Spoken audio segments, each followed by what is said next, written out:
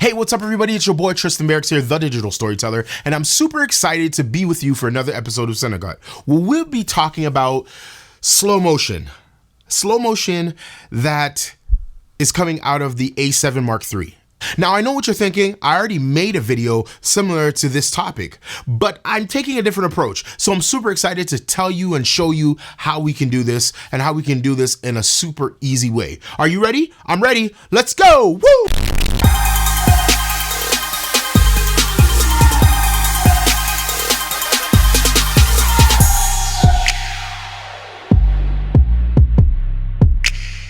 So I have a confession to make. A few months ago, I made a video about the A7 Mark III and how to get buttery, creamy, smooth, slow motion video out of it. And to be honest with you, I wasn't really thinking about all of the different types of settings that you could do in order to get the best quality slow motion. I really was trying to teach people how to get out and film something and get something really quick, something that was, good enough quality and that allowed you to deliver on that super buttery, smooth slow motion, because there's a lot of people that have this camera and have no idea how to use it. So that's why I felt it was really important today to not only show you how to get the best quality slow motion out of the A7 Mark III, but also to do a side-by-side comparison of both video streams to see if there's really a big difference. For me, I'm not really sure. I'm on the fence, but maybe after seeing both clips side by side, it might change my mind. But before that, let's jump into the Sony A7 Mark III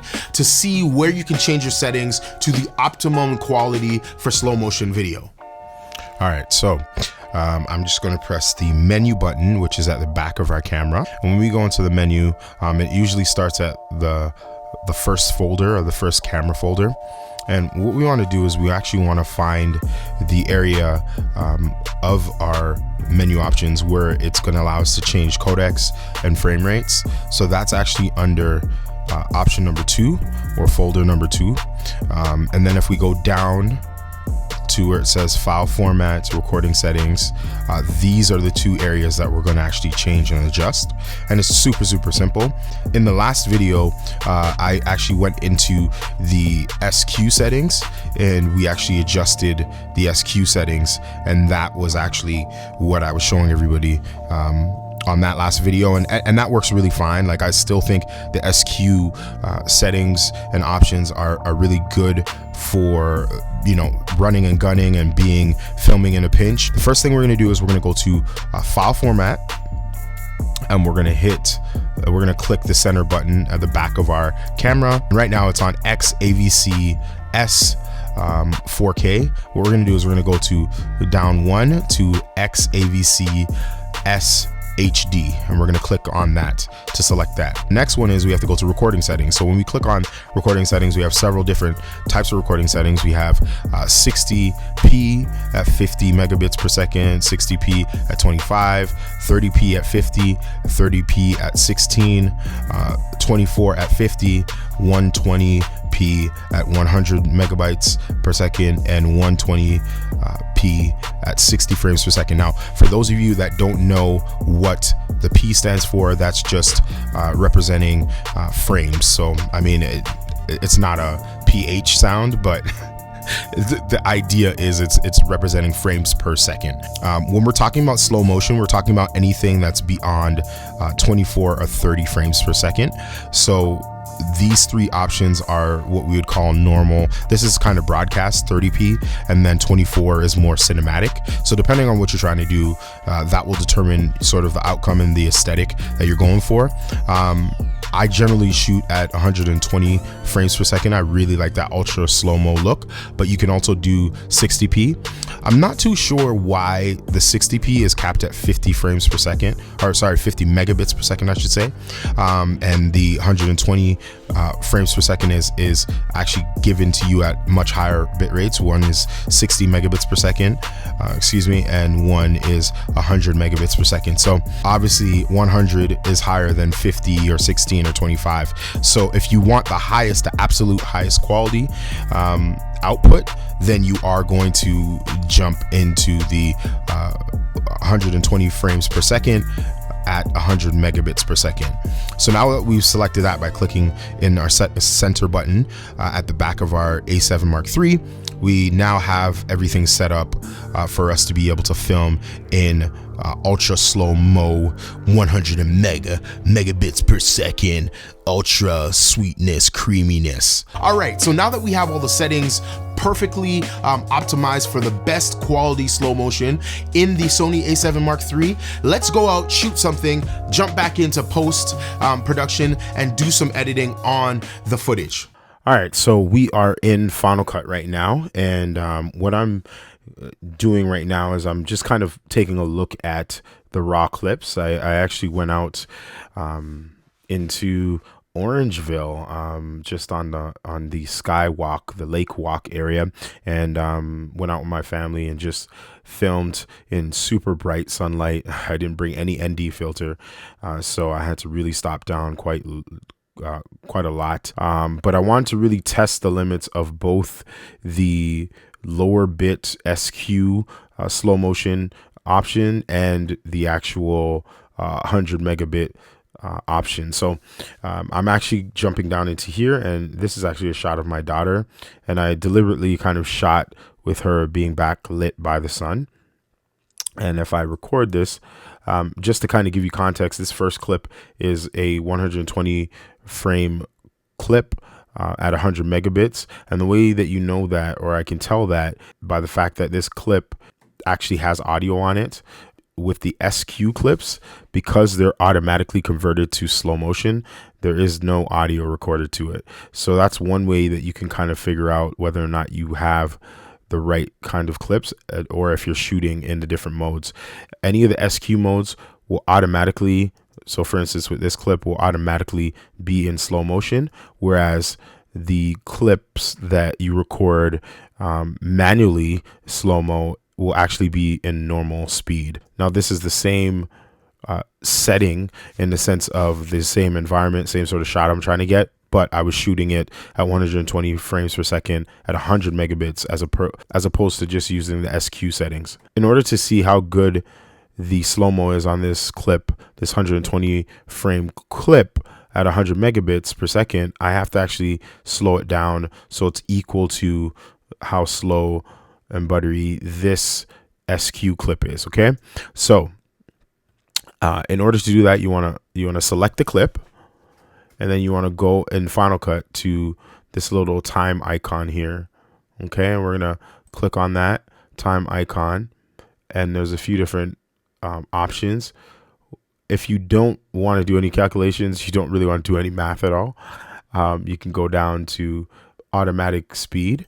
When you click on automatic speed, then it'll actually slow it down to as slow as possible as it can possibly be within the actual project that you've created. So it's really important, and that's something I didn't show you, but it is very important that when you are in Final Cut, or you're in Premiere Pro, or you're in DaVinci Resolve, that you create a sequence or a project that is at 24 frames per second or 30 frames per second or 60 frames per second, something that is lower frames per second than what you shot.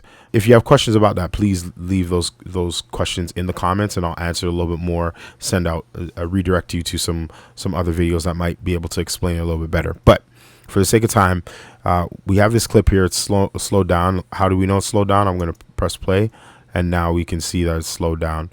And I'm going to actually jump back. I'm going to undo this. So this is how it looked before. Okay. And then I'm going to redo it. I don't think it's going to allow me to. Oh, there you go. So now I redid the clip, and now we can see that's buttery smooth, right? Now it was kind of hard for me. The image is a little soft, as you can tell, because of two reasons. Number one, I'm shooting directly in the sun, and it's super difficult to try and get lock in focus, especially if I'm doing manually, and my daughter was moving around quite a bit. So I was really trying to track her eyes and using my focus peaking as best as possible.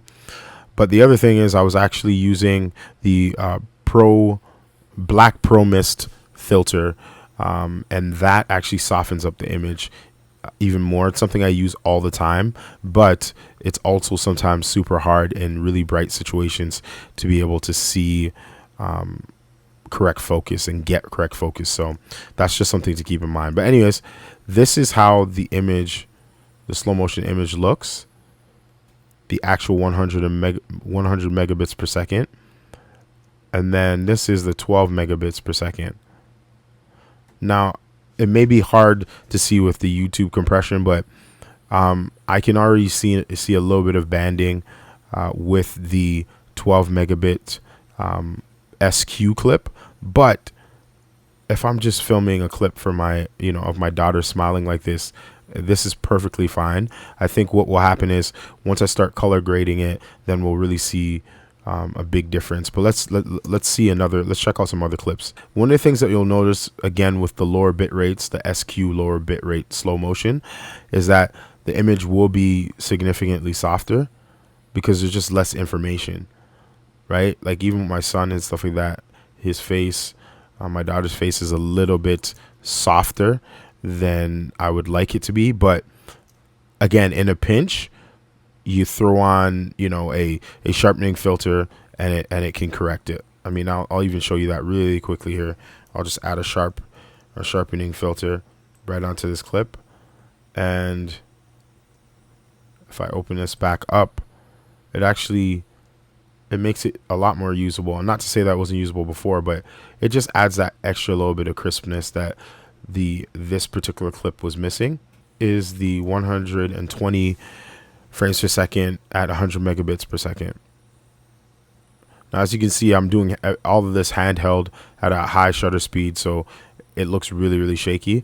But once I convert this to slow motion by going again back to my my time rendering options, I'm just gonna go under automatic speed, and Final Cut's just gonna do my calculations for me.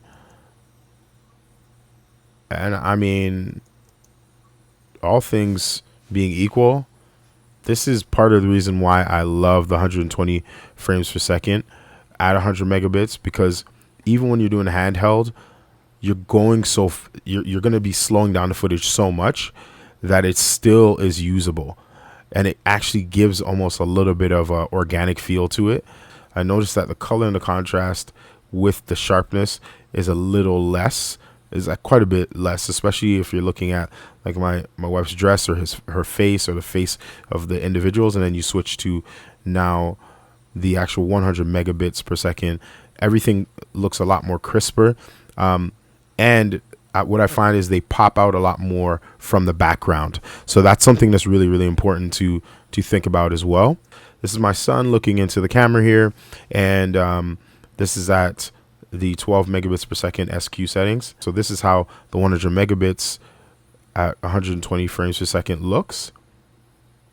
So, you can see the pimples, you can see some crumbs on his face, you can see a lot more hair and things of that nature. And then if we go back here, it's pretty good actually. The 12 megabits per second is not that bad. Like, it's really actually very, very usable. So again, I mean, it's not terrible. I think the biggest learn here is like if you're in a situation where you have a lot of available light, then that 100 megabits per second is really not going to be that big of a difference compared to the 12 megabits per second. So let's look at my son again, and I'm just gonna do a basic color grade with this SQ clip, and I'm gonna open up. I'm gonna hold Control or Command 7. And I'm just going to close browser window down, and I'm just going to drag down the shadows a little bit and bring up the highlights. I'm just doing like a really basic correction, just adding some saturation in here. Perfect. Bring down the blues. There we go. Okay. And let's look at that now. That looks really good to me. I find that like the only thing I would do is I would probably just add a little bit of sharpening, and like I said before in my last video, the SQ settings are completely usable for a lot of situations. People that are like pixel peeping may feel differently, but even if I blow this up, I feel like it's still giving me the type of quality that I need. So I mean, I'm having it's slightly sharper. It slightly has more nuance in terms of the color. But honestly, I mean, what are we actually saying here? Like, I don't see a big difference between this is the 100 megabits per second. This is the 12 megabits per second. This is the 120 frames per second at 100 megabits per second again. This is the SQ settings. There really isn't much of a difference, but this is how you would be able to create that ultra slow motion.